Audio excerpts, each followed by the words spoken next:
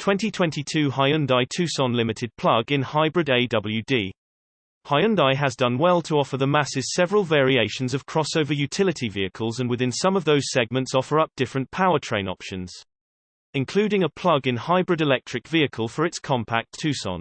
In getting a chance to check out the new Tucson PHEV, there's a lot to be excited about as manufacturers move towards an electric vehicle future. Performance and driving character. The new 2022 Hyundai Tucson is already a decent compact crossover offering near midsize accommodations and a few powertrain options, including my Tucson PHEV test vehicle.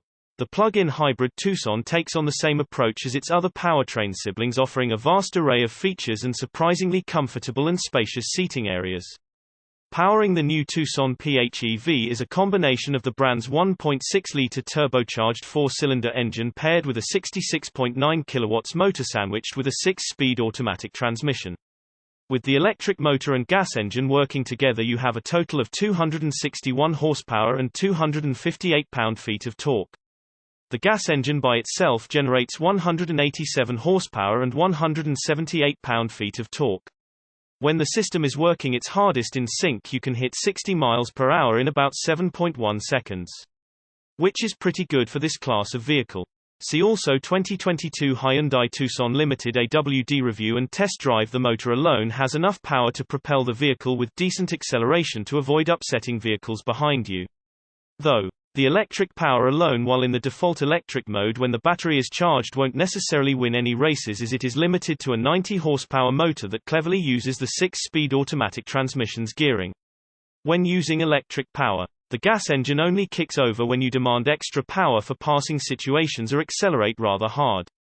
Otherwise, the electric mode remains, but there isn't a reference point on the power meter in the digital gauge cluster to show the limits for the electric motor's acceleration before the gas motor is demanded.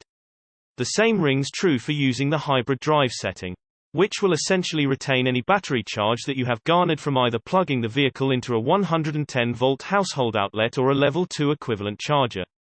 Using the household 110-volt takes just over 10 hours for a full charge from full depletion, while a 220-volt takes just over 3 hours. With a full charge of the smallish PHEV 13.8 kWh battery pack, you can get about 33 miles of all-electric range out of the Tucson PHEV. That range is dependent on many power consumption factors, such as the wise use of the dual-zone automatic climate control system that has a clever driver-only setting that is to be used when you have no additional passengers to conserve power. See also 2022 Hyundai Tucson Limited Hybrid AWD review and test drive. The driving dynamic of the Tucson PHEV doesn't feel much different from the normal Tucson, but feels a bit heavier, but has the extra power to overcome the extra heft from the battery pack. Having all-wheel drive in the Tucson PHEV, the only way it comes, is a good benefit as well to prevent front wheel spin that is normally checked by the traction and stability control system. The handling of the Tucson PHEV is also surprising, as feels confident and inspiring out on the road, and has a nearly seamless transition from the electric motor to the gas engine when power is demanded, in addition to the transition of the regenerative braking to the friction brakes. Overall, Hyundai did well with the control units of the Tucson PHEV, giving you a little extra for performance in the plug-in hybrid over the non-plug-in hybrid. Fuel consumption and EV range. The fuel consumption I thought could have been a little better in use of the hybrid drive setting when the PHEV battery is depleted. Reposted from source automotiveaddicts.com.